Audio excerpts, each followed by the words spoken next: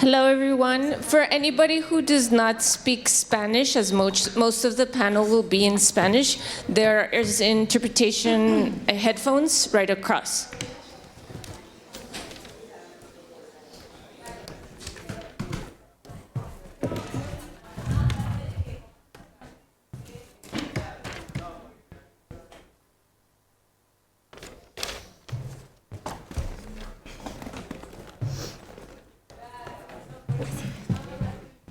Sí.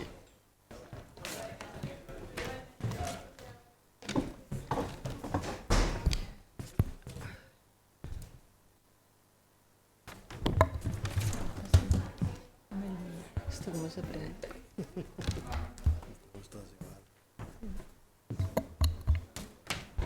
Hola. Ya.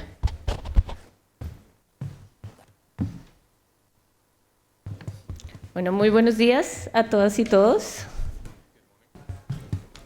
Hello, everyone. Again, if anybody does not speak Spanish, there will be interpretation headphones right across from the venue. Bueno, gracias a todos por acompañarnos hoy aquí. Good morning, everyone. Thank you very much for the invitation. We're here to talk about the Ibero-American perspective on justice, building a child-centered regional agenda. My name is Laura Ospina.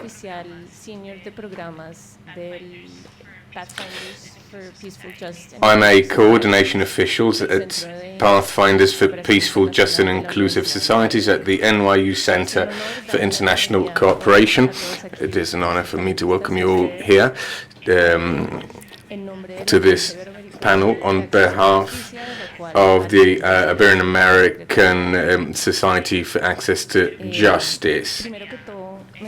First off, I'd like to thank Terre des Hommes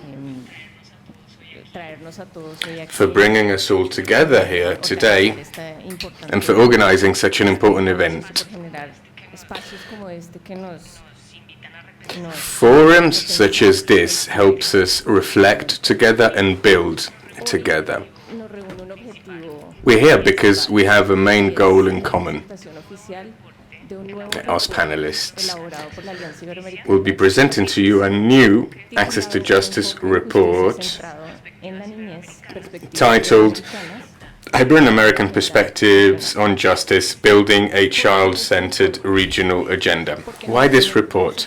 Because in Ibero-America, unfortunately, young boys and girls are systematically excluded from justice. A lot of national legislations recognize their rights, their rights to access justice fairly and freely, but that is not always followed up with actions, meaning that our current justice systems take no account of children because they are fragmented, they are late to respond to cases presented to them, operators working within the justice systems aren't properly trained, and so forth. And so we've taken it upon ourselves to bring about an urgent transformation. We believe that protecting children's rights is not only a legal obligation, an ethical obligation, it is also an essential investment if we want to strengthen the rule of law in our countries. Our strategic commitment in this report is renewed.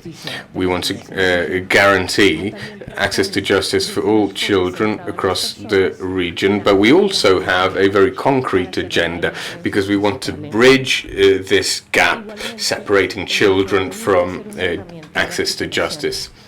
So this is basically a tool, this report, a tool that prosecutors, judges, universities, international organizations, and children can all use.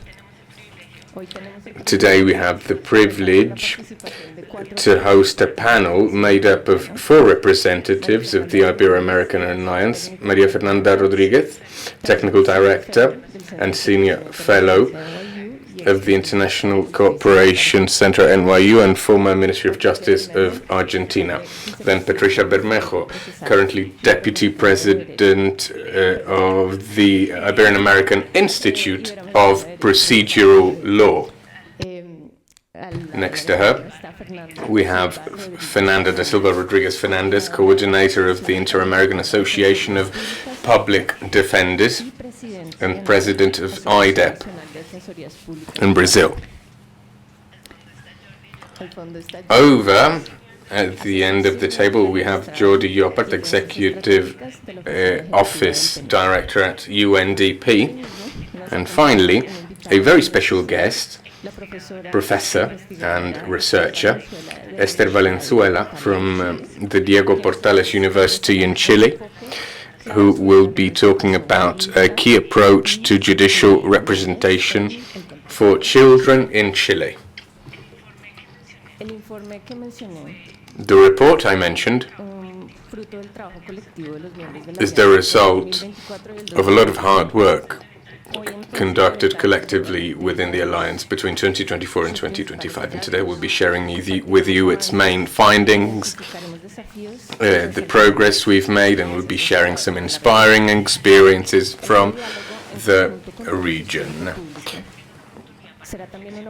This will be an opportunity for you as well to reflect with us about the power of alliances, common goals, and regional agendas.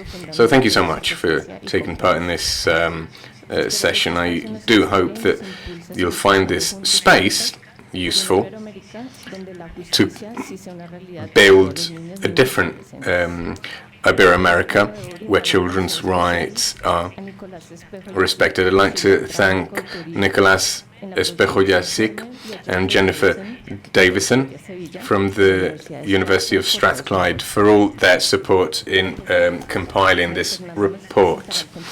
Now, over to Fernanda now, who will be talking about the Alliance in general and the main findings in the report. Good morning, everyone. It's a pleasure to be here, surrounded by such excellent panelists. In the first 5 minutes actually, of my presentation, I'll be talking to you about the Alliance, what it is. I'll tell you a little bit about our Global Justice Coalition so that you see where we're coming from, where we've come from, and what we're doing. This group is made up of more than 45 countries, as well as international organizations, civil society organizations, and other players committed to Goal 16. This goal is based on 3 pillars. As you know, this is SDG 16, aimed at building inclusive, fair, and sustainable societies throughout the world. Next slide, please. We've been working towards this goal since we adopted the Agenda 2030 10 years ago.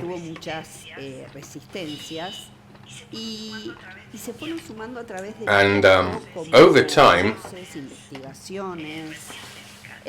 we've held meetings, published reports.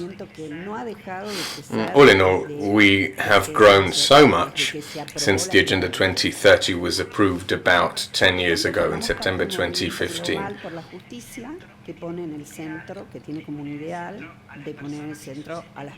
So we're working towards creating a person-centered justice system in our countries. At first, of course, it was difficult. We all know, I think, that all the goals of SDG 16 is a little bit tricky because it addresses a number of different aspects. We've drawn up a nice little diagram, I think, illustrating our roadmap and the 3 pillars of SDG 16, which we have broken down into its main components. So lots of things to do. It initially seemed impossible to fulfill SDG 16 unless we fulfilled governance goals before. But anyway, we started working nevertheless in 2015, and in 2019 we set up the Working Group on Justice led by Argentina, Sierra Leone, the Netherlands, and a civil society organization founded by Nelson Mandela called The Elders. Perhaps you've heard about it. And back then we published a report, a global report called Justice for All. The title was, of course, very, very hopeful in nature, but the results were actually quite bleak. We ascertained that 5 billion people throughout the world, in a way or another, have no social, economic, or political opportunities out of a total population of obviously about 8 billion around the world. And so we set out to rectify this injustice.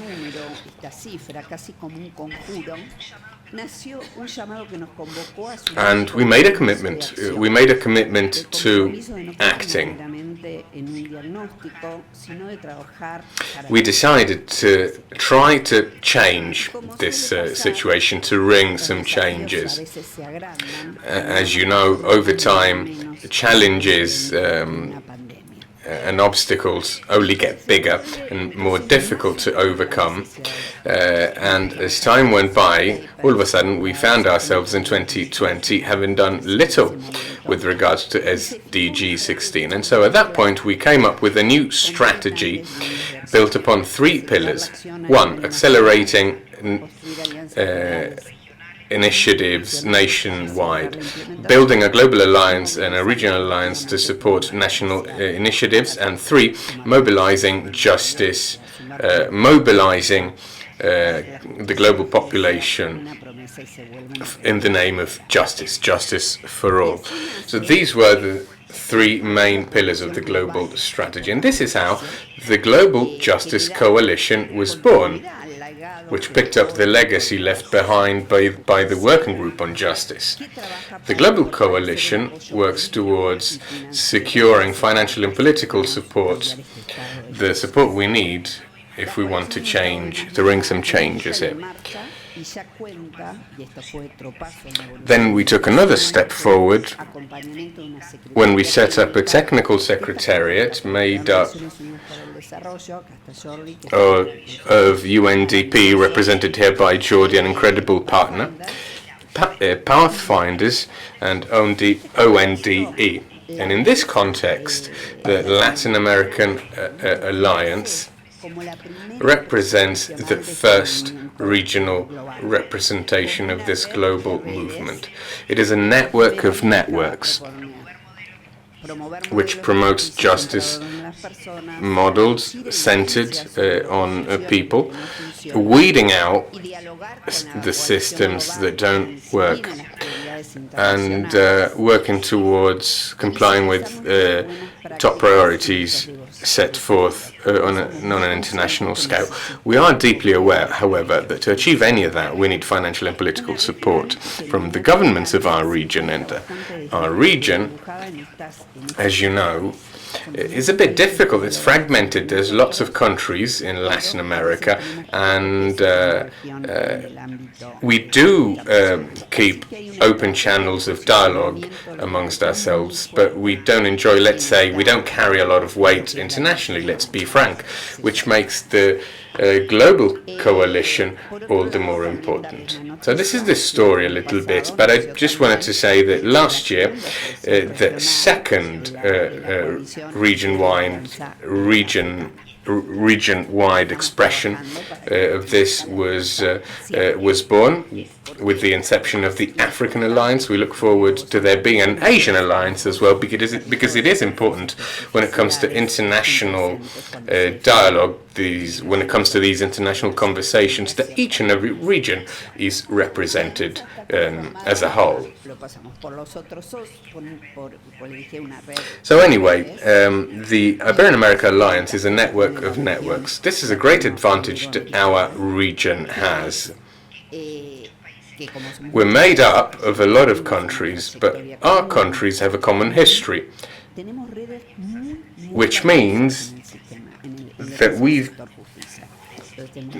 got a lot of very useful networks.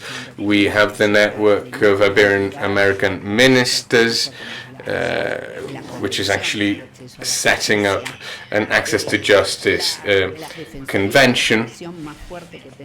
We've got plenty of advisory committees working towards ensuring access to an institutionalized justice throughout the region. We have CEJA. I can't name them all, obviously, but we have for example, the Procedural Law Institute represented here today. Anyway, the list on the screen is quite exhaustive. But so, how did we get to this report?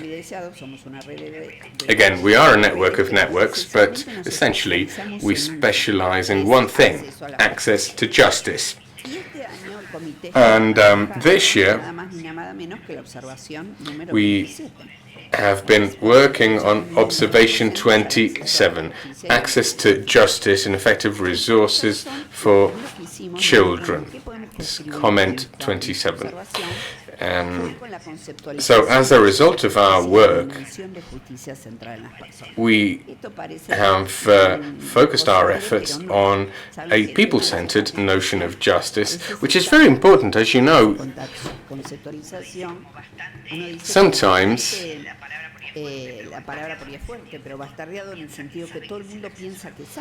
we feel like we all know what access to justice means, but unfortunately, that's not the case, is it?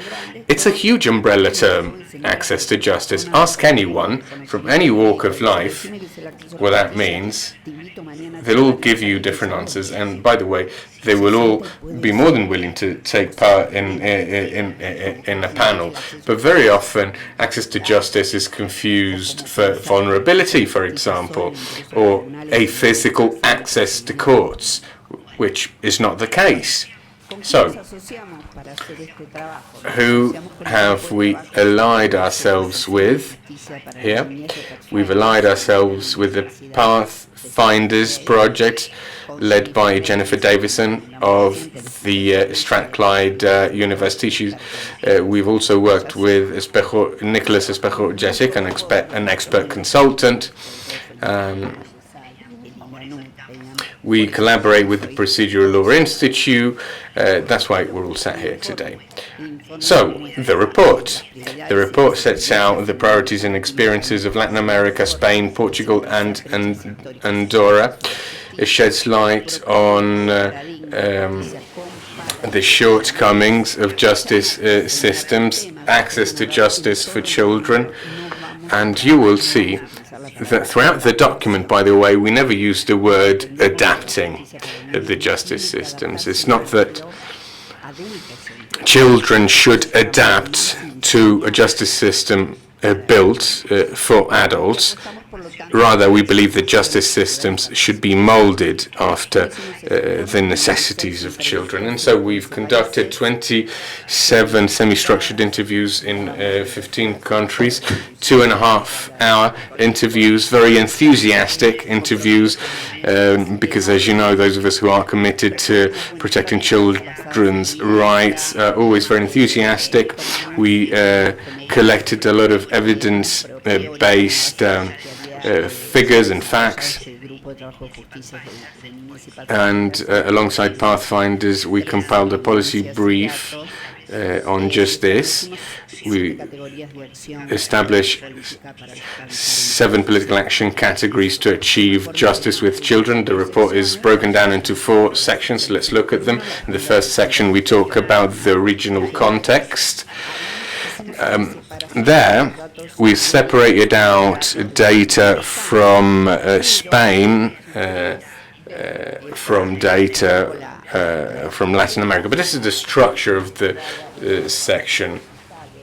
We have structural barriers, structural, legal, and procedural barriers, child poverty, structural violence, invisibility in justice systems, 4 sections within this section, and there's a lot of text on this slide, but I wanted to show you this anyway.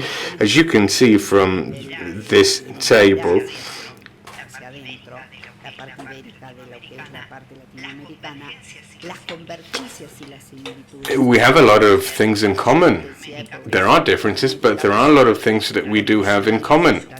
La niñez y su posibilidad de acceso a la justicia en las dos regiones, la pobreza, la violencia. We have similar problems: poverty, violence, at different levels of intensity, granted, but these problems do exist in both regions, and as a result, they need a proper response. And we need to enable our justice systems to provide those answers. We know the impact on children is huge. In Venezuela, for example, children suffer greatly from the political situation in the country because there is no assistance system for children. They've all collapsed. Instances of shared debt, and in both human rights and jurisprudence, I've got 3 minutes left. Well, access to justice is a human right, an autonomous human right, we know that. What are some of the baseline findings of the report? Well, we have a definition of access to justice which talks about the real capacity. This is nothing abstract, it's real, concrete, hands-on. Access to justice, taking heed of age, gender, ethnic or national origin, amongst other criteria. And this is very relevant, this conceptualization, this notion of access to justice. The prior group of global governance had come up with a definition to be able to track compliance with SDG 16, and we've taken that on board. And then I wanted to say this to Alfred from COHIP. Access to justice is not about acceding to a system. When we say access to justice, we're talking about wanting fair, just results. What we mean is being treated fairly from a procedural point of view. That's what we mean. And then, I'll be very, very brief because I'm running out of time, but I just want to say that here we have a set of political action guidelines that we think should be prioritized, having to do with institutional culture, prioritizing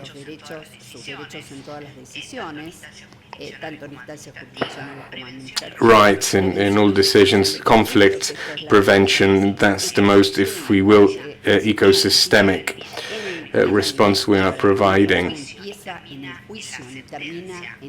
The experience of any person really within the justice system does not begin at the first hearing. It doesn't end after the last. As you know, we need more exhaustive responses, and this requires high participation from all involved officials, procedural safeguards as well, so that children are actually protected. And we need to act in conjunction with other systems as well. That's why I talked about the ecosystem of access to justice. Children can't be effectively protected unless we also have a healthcare system, a social safeguard system which protects them as well. So this is a child-centered justice. It's not only a technical change, it's a paradigm shift altogether. One that recognizes the central role that children occupy in our society, their necessities, their dignity. In a way, ensuring that justice is brought about under the right circumstances and conditions. I'll leave it at that because I've run out of time, and I think it's only polite to stick to the time we've been allotted. So thank you very much.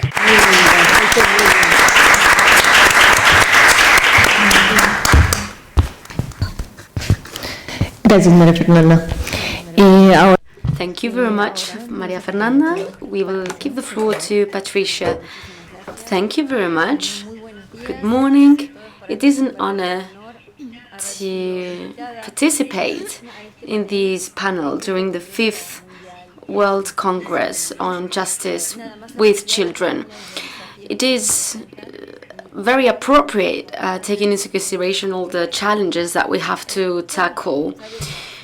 We live in uncertain and difficult times, and these require new actions.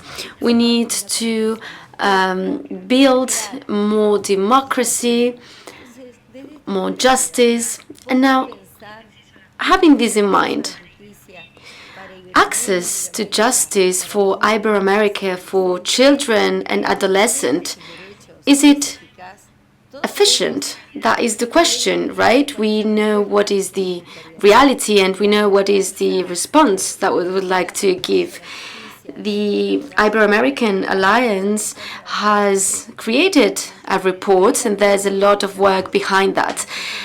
In this report, we can see the challenges ahead.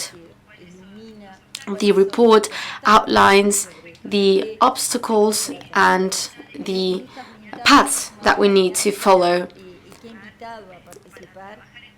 That being said, we have been working together.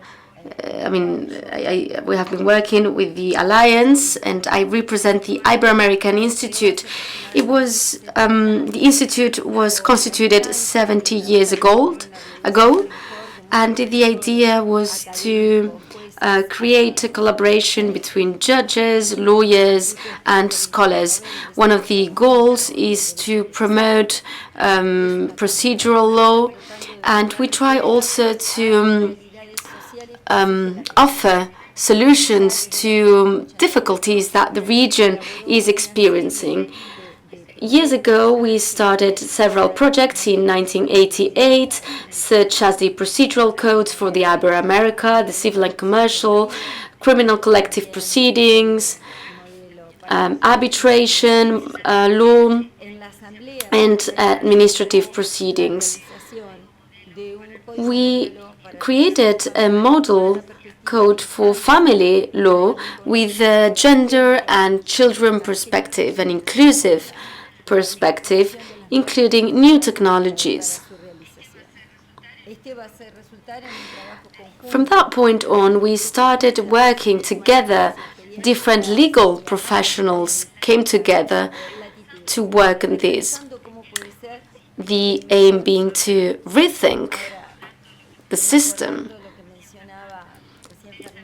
Fernanda just said it.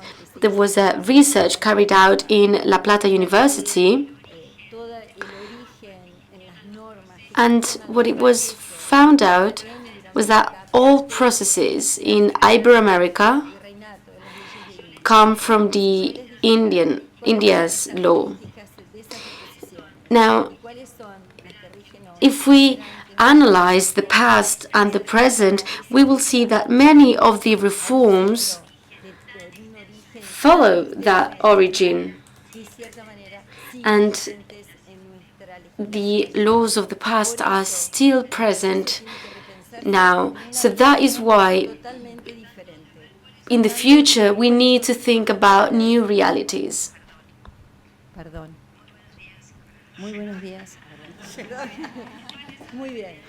So as I was saying, we need to understand our current realities, and that is what we need to have in mind. We need to think about a child-centered justice in a collective vision, an Ibero-American vision. That is why the Institute has been working in this sense. We need to create a model code for the family law in Ibero-America, but not only, we need to work also on inclusive language, accessible language, on prevention.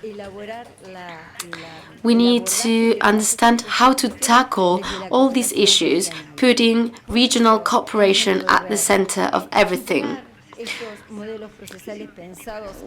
So we need to move forward, taking into consideration these adult proceeding models. We need to create new models that are child-centered.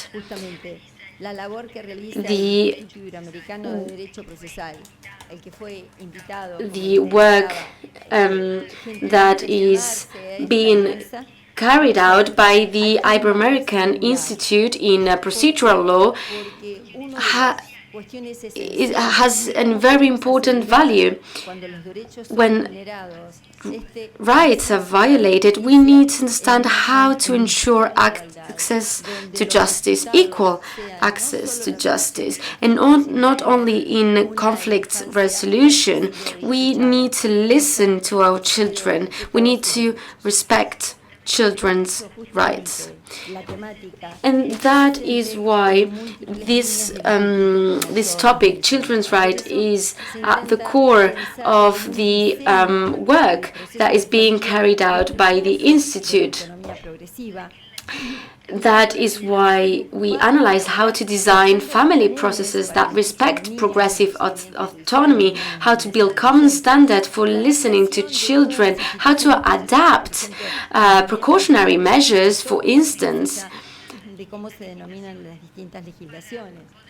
how to respond to extreme situations like violent situation. We need to understand how to ensure that the jurisdictional structure is prepared to guarantee children's protections. Now, I'm not speaking rhetoric.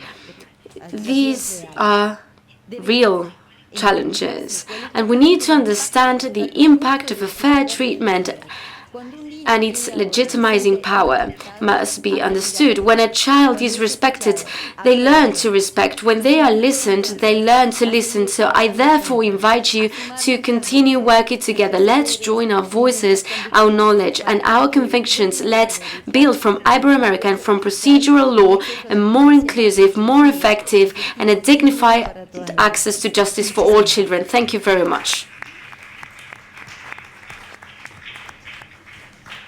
Thank you very much, Patricia.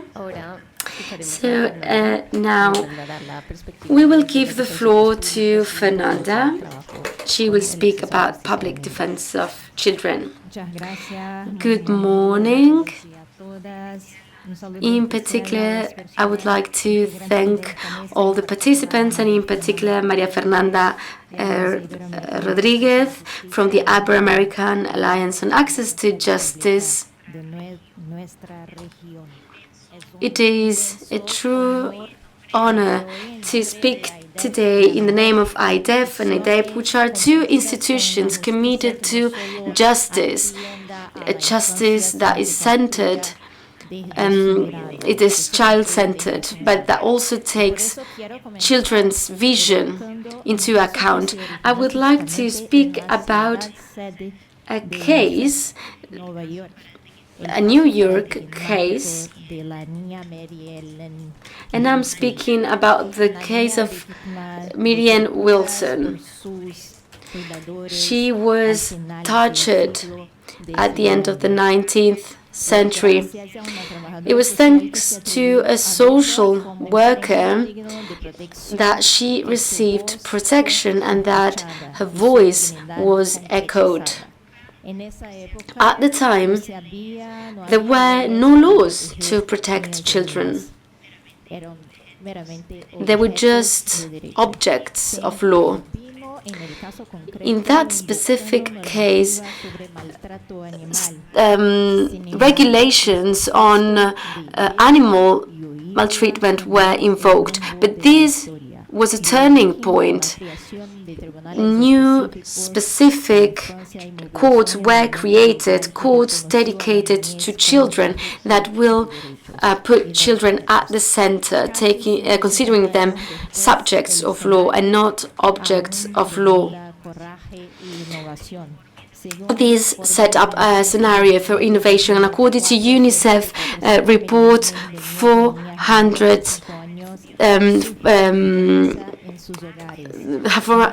billion children suffer they are punished also.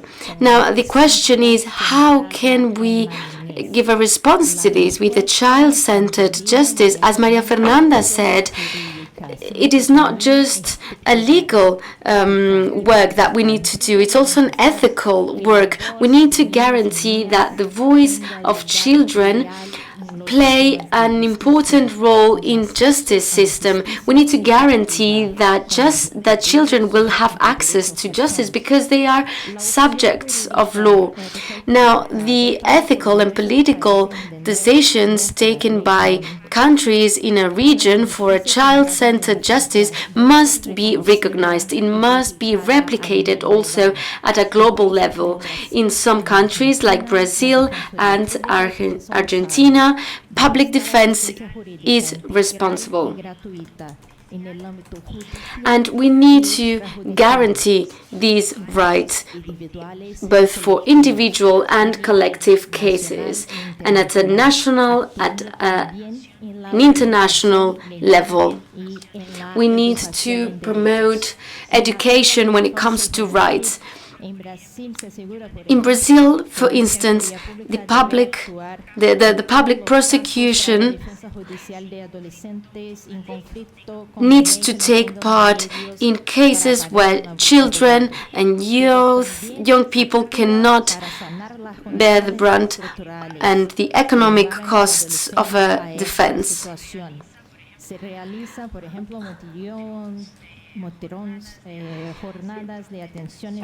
Different events are organized, for example, in reception centers. We try to create documents that will inform about the need to promote international rights.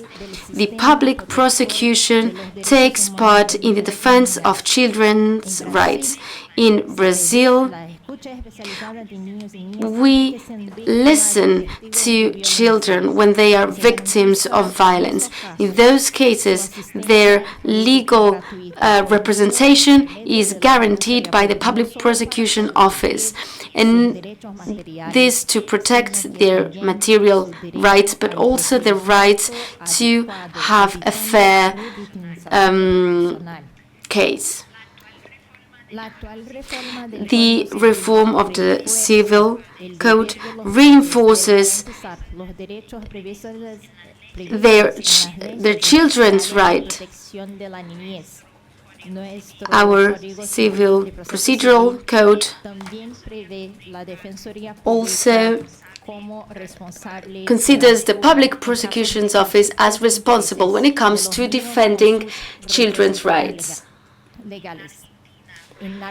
In Argentina, the new Civil Code guarantees the right to a defense for children and adolescents. And it is established that children must be heard in any kind of process that they take part into, a judicial process, it is understood. Especially when there is a conflict of interest. The regional model for access to justice needs to be strengthened and replicated. The public prosecution defends individuals, but also exercise their duties for collective cases, specifically when speaking about the violation of rights or the implementation of public policies. Now, in my last case as a prosecutor, I remember that I visited a reception center and a child told me that he had been a victim of child abuse by a staff member of the reception center, and he spoke out because I was there to defend his rights. He knew that it was my duty to defend his rights. This year, the Commission on the Rights of the Children celebrates its 36th anniversary, and Article 12 represents one of the milestones. Children must be heard. We're speaking about the need to participate, to speak out, and to be subjects of law. And these rights need to be effective. We are speaking about a human right, as Maria Fernanda said. It is the right to hold rights. The Human Rights Declaration in Article 1 states that all human beings are born free and equal when it comes to dignity and rights. That was also Martin Luther King's dream. When he spoke out in 1963, he dreamt about a society where everyone would be truly equal, when children will be judged not by the color of the skin, but by their character. When it comes to children's right, that dream of equality, dignity, and right that was contained in the Universal Declaration, that was contained also in Martin Luther King's speech, is echoed. It was echoed in the case of Mary Ellen in New York, but it is also echoed in the case of any children that wants to be heard and need to be heard effectively as a subject of law, with the right to hold rights. The role of public prosecutors that act in order to guarantee the defense of these children is essential, so that this dream can become true, that this dream can become a true justice. And this should be a good regional practice to promote children's access to justice worldwide, because children are subjects of law. We need free legal aid for children and adolescents all over the world. And this should be the norm, not the exception. It should be a guaranteed right, the right to hold rights, the right to be subjects of law.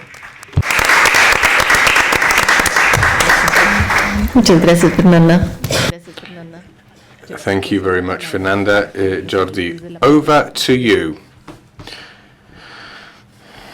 Pasas la palabra y me pasas el micro. Muy bien.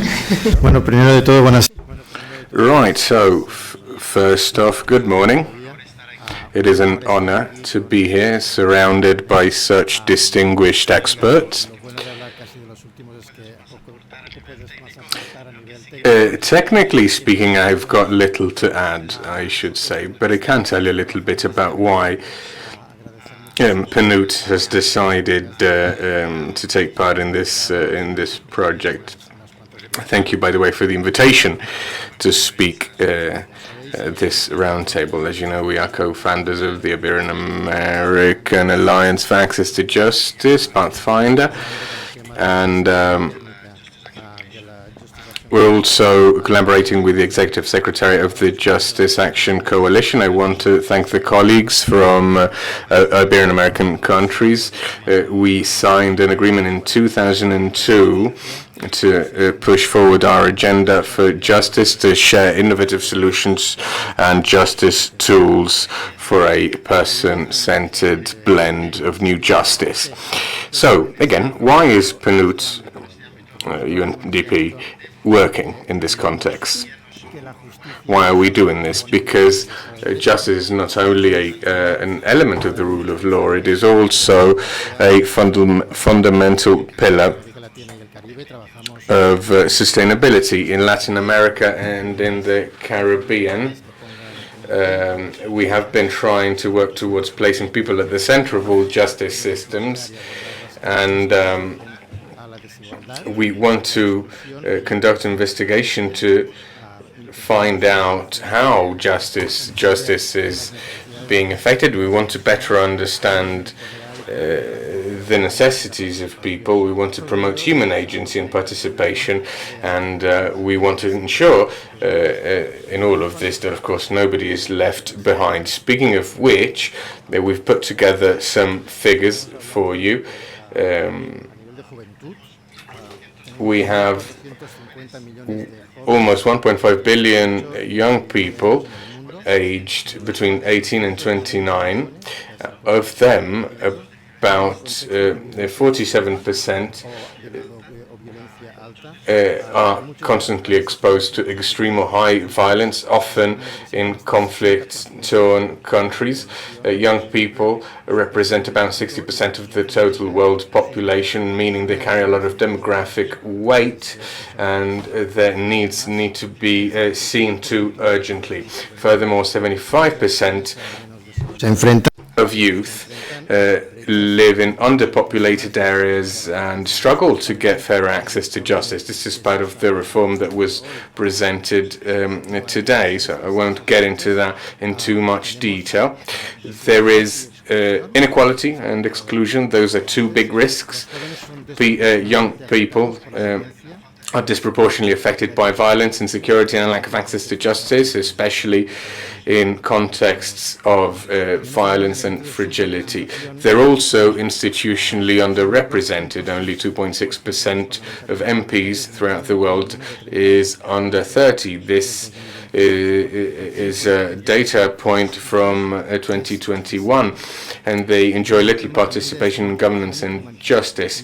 Youths are often stigmatized and criminalized in a lot of contexts. Youths, especially poor or at risk in any other way, face a high criminalization risk instead of seeing their rights tended to and protected.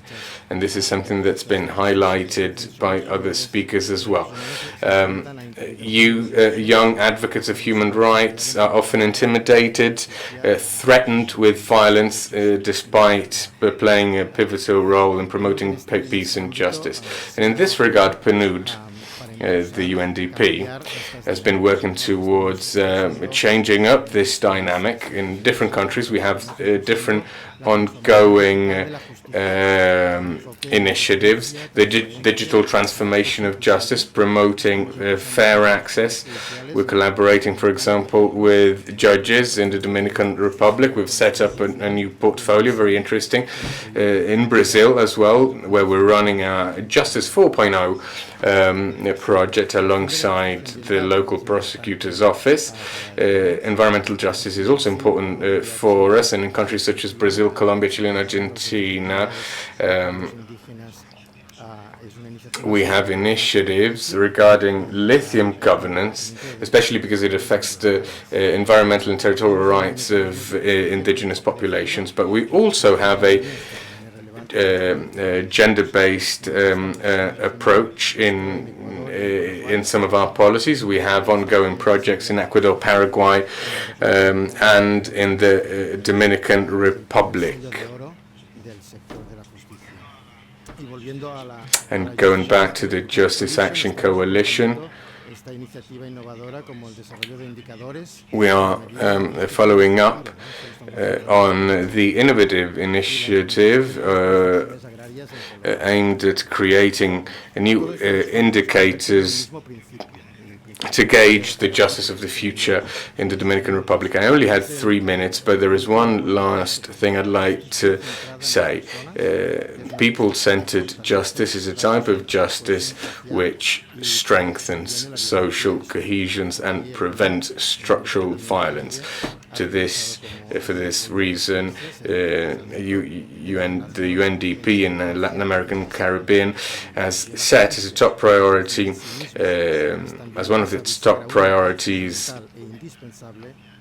the need to support and strengthen the relationship, the link between democracy and development. One can't exist without the others. And offering a stronger justice system is essential to reduce inequality and reduce the suffering that people are often exposed to. And it is an effective way of rebuilding trust in our institutions and making great strides towards a sustainable human development. Thank you. Muchas gracias, Jordi. Thank you very much, Jordi. We're about to run out of time, but I was hoping we could go on for a few more minutes, because we started late as well. Just to conclude, I was going to ask Esther to talk about the Chilean experience. Yes, thank you very much. I'll be talking about the Chilean experience and the possibility to replicate the model of legal representation and specialized defense in other countries.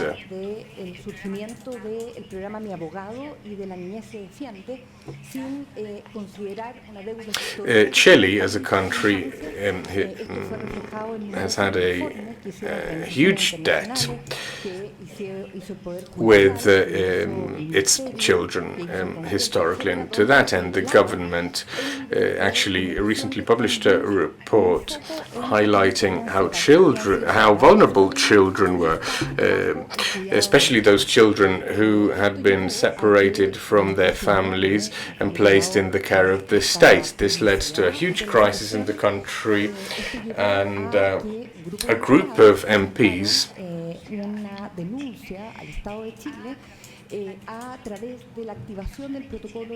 filed a report with the state of Chile through a binding protocol that had been set up in 2015. The government wrote another report, and the conclusions were very interesting. It was concluded that the state of Chile systematically infringed upon the rights of boys and girls in its care. And this eventually led to the creation of a program, initially a pilot program between 2017 and 2019. Even though the report dates back to 2018, the complaint was filed by the MPs in 2016, so that makes sense. Anyway, we created this program, the Mi Abogado program, meaning my lawyer, whose main focus was the legal counsel for teenagers in the government's care, especially when they came from vulnerable contexts, if they had been criminalized, for example, or if they were suicidal. And so a very, very serious situation was highlighted by this report. And so we kick-started our My Lawyer program. Again, this was in its pilot phase between 2017 and 2019. 4 regions of Chile took part in the program, and then in 2020 it was extended to the entire country of Chile. The program was deployed gradually. For financial reasons, this is important because in a number of countries there are budgetary constraints, and so it would be great, of course, to be able to have a blanket application of these programs, but it isn't always possible. And so we had a gradual, staggered implementation throughout the national territory. Based on a hierarchy we came up with ourselves. We started in the regions which were doing the worst in terms of children's protections. And anyway, this program was designed based on a cross-cutting multidisciplinary approach. We had lawyers, psychologists, physicians taking part in this project, and all of these people worked together as a team to provide 360-degree support to children. In other countries, there are lots of this is what they called psychosocial teams, offering a limited blend of protection. However, thanks to our program, we can offer specialized assistance, 360-degree assistance across all of the aspects that may need to be addressed. And this is a universal program. It has been very, very carefully tailored to cater for the needs of all children, regardless of their income. Obviously, mostly our beneficiaries are are children from low-income families, but this doesn't mean that we don't get anybody from high-income families. Anyway. Luego de esto, en el fondo, se vio que se trató, más bien, Thanks to this program, we saw that given how large a population we have in Chile, children, especially when separated from their families, have little access to legal counsel when they need it. Especially when they come from difficult situations.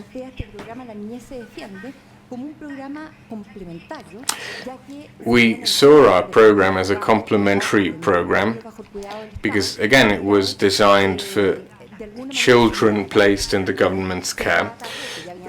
But the issue is that by the time children have placed in the care of the government, it's already too late. We need to start protecting our children earlier than that.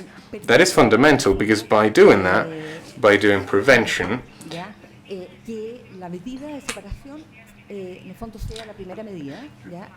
we're stopping children from being separated from their families, because that's the main option that courts resort to very often, but it should be the last resort instead.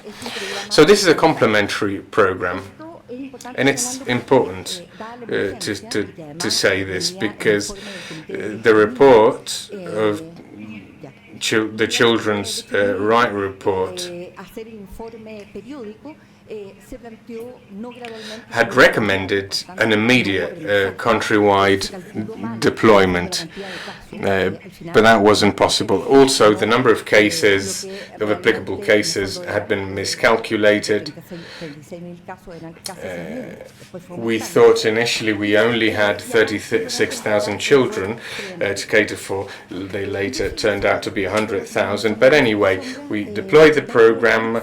It had its ups and downs, I should say. Upsides, it's been a rather transformative program. And this is fundamental if we want an integral approach, because children do not only require legal counsel. There are so many other necessities that they have and that need to be catered for. I'm talking about boys, girls, and teenagers alike, of course. Our professionals have shown great commitment, but, and here I'm finally getting to the downsides,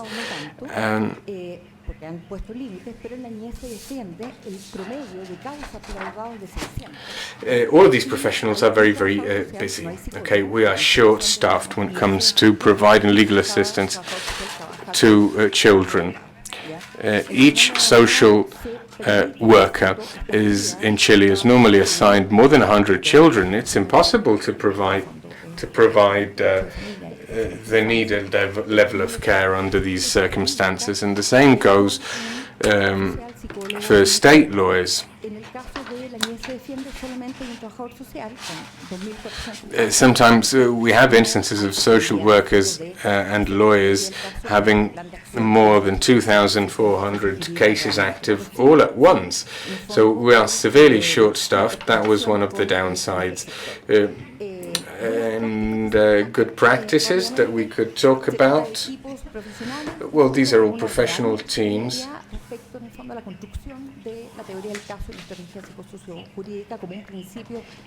operating on strong principles, and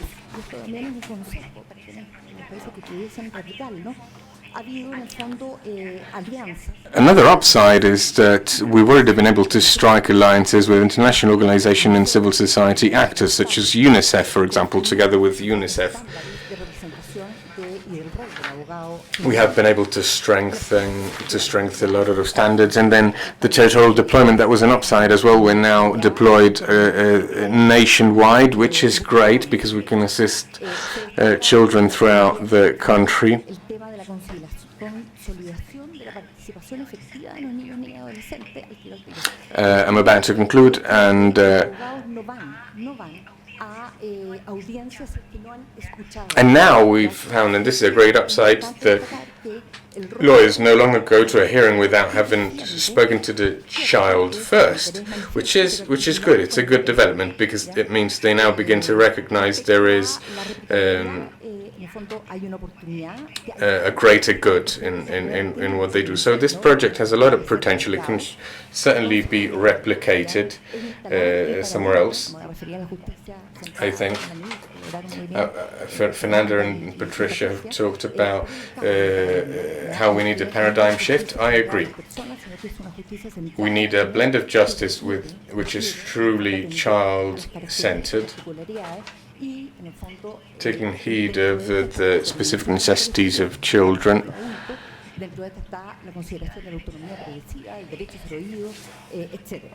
And that's what we need. And yes, I'll be concluding shortly, and finally, it's difficult to think about interaction through financing, but there are formulas which can be used to replicate this model in other countries. I won't be dwelling on this for too long, but through our program, I believe we have been able to truly promote a blend of justice centered on children, and one that uses an integral approach as well. Muchas gracias, Esther. Thank you. This year at Pathfinders, along with the professor, will be publishing a specific report on Chile, listing of all the good practices that we have detected in the country in terms of children's protection. We'll soon send you more information about this through our social media channels. I was going to open the floor for questions, but unfortunately we're getting kicked out of the room. So